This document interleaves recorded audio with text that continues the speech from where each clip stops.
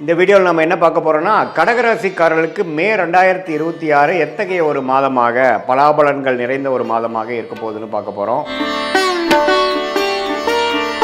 Scientific வேதிக் astrology முறையில் எந்த விதத்திலும் மிகைப்படுத்தாமல், பரிகாரங்கள் அது மாதிரி மூடநம்பிக்கையில் போகாமல், உள்ளது உள்ளவாறு எப்படி ஒரு கிரகம் ஒரு மாதிரியான இடத்துல சஞ்சரிக்கும் பொழுது, பயிற்சி பெறும் பொழுது எது மாதிரி தாக்கத்தை கடகராசிக்காரர்களுக்கு 2026 மே மாதம் கொடுக்க போகிறது அப்படிங்கிறத துல்லியமாக மிகைப்படுத்தாமல் இந்த வீடியோவில் நம்ம பார்க்க போகிறோம்.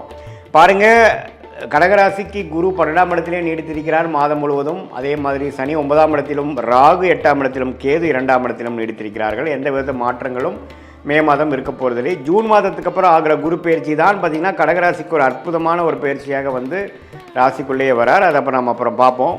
பட் இந்த மே மாதம் பொறுத்த வரைக்கும் பார்த்திங்கன்னா 12ஆம் இடத்துல குரு இருந்தாலும் வரக்கூடிய ராசிக்குள்ளே வரக்கூடிய பயிற்சிக்கு வேணுங்கிற சில ஃபவுண்டேஷன் விஷயங்களை செய்வாருங்கிறத நம்ம மறந்துடக்கூடாது.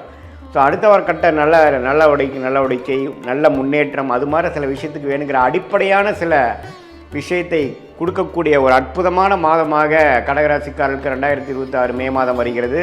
குறிப்பாக சொல்ல போனால் முதல் 2 வாரம் வந்து ஃபஸ்ட் ஆஃப் மே மாதம் வந்து செவ்வாய்கிற ராஜயோகாதிபதி சனியோடு சேர்ந்துருக்கிறது கொஞ்சம் தவறு. ஆனால் 3rd and 4th week second of May மாதம் பாருங்கள், செவ்வாய்ங்கிற ஒரு 10ஆம் இடத்துல திக்பலம் பெறுகிறார். அதாவது நல்லா 10ஆம் இடத்துக்கு வந்து வரும்பொழுது அருமையான விஷயம்.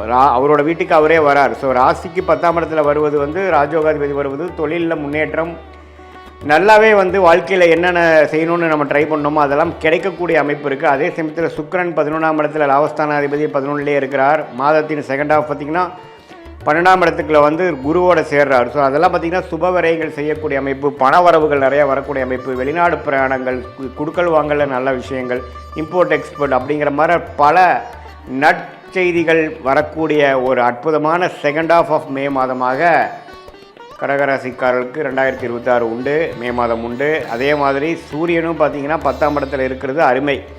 ஸோ மே மாதம் நம்ம என்ன எதிர்பார்க்கலாங்க சாமி, ஒரே வார்த்தையில் சொல்லுங்கன்னா முன்னேற்றத்தை எதிர்பார்க்கலாம்.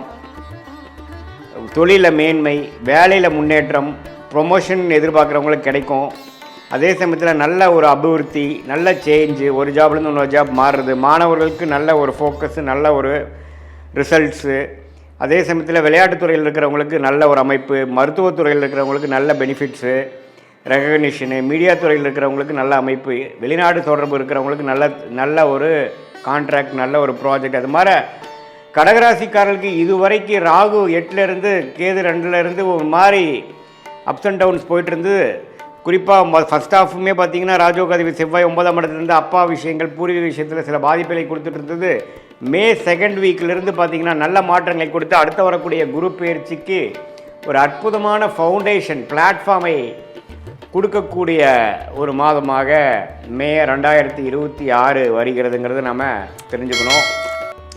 இது வந்து எல்லா டைம்லேயும் பார்த்திங்கன்னா குரு 12லேருந்து விரயங்களை கொடுக்குற மாதிரி இருந்தாலும் அது நல்ல விரயமாக, சுப விரயமாக அல்லது அசுப விரயமானு பார்க்கும் பொழுது இது மாதிரி கிரக அமைப்பு வரும் பொழுது நல்ல ஒரு விஷயத்துக்காக டக்குன்னு ஒரு இன்வெஸ்ட்மெண்ட் பண்ணி அது மூலமாக பெனிஃபிட்ஸ் பெறக்கூடிய ஒரு அற்புதமான ஒரு காலகட்டமாக கடகராசிக்காரர்களுக்கு வருது. அதனால் இதெல்லாம் கொஞ்சம் பார்த்து யூஸ் பண்ணிக்கணும். குறிப்பாக வந்து செகண்ட் ஆஃப் மே மாதம் நீங்கள் நல்ல அமைப்பு பண்ணிக்கணும். இது பொதுவான பலனை தவிர உங்களுடைய ஜென்ம ஜாதகத்தில் நீங்கள் வந்து பிறந்த தேதி, பிறந்த நேரம், பிறந்த உரை கொடுத்து திருக்கணித பஞ்சாங்கத்தில் நம்ம ஜாதகத்தை போட்டு உங்களுக்கு என்ன நட்சத்திரத்தில் நீங்கள் பிறந்தீங்க, ஆயில்ய நட்சத்திரமா, பூச நட்சத்திரமா, புனர்பூச நட்சத்திரமா, அதே சமயத்தில் அந்த லக்னம் எந்த லக்னத்தில் பிறந்தீங்க, லக்னாதிபதி எப்படி இருக்குது, அந்த லக்னத்துக்கு எந்த மாதிரி யோகமான தசைகள் போய்கொண்டிருக்கிறது அப்படிங்கிறதெல்லாம் நம்ம பார்க்கும் பொழுது அது யோகமான திசையா, சுமாரான திசையா, இந்த கோச்சார் அமைப்பாகிய சனிப்பயிற்சி, குரு பயிற்சி இதெல்லாம் நம்ம இப்போ போயிட்டுருக்கு இல்லைங்களா, அதெல்லாம் சேர்த்து வைத்து பார்க்கும் பொழுது கடகராசிக்கு எத்தகைய ஒரு அமைப்பு வந்து அடுத்து வரக்கூடிய ஷார்ட் டேர்ம் எப்படி இருக்குது, அடுத்து வரக்கூடிய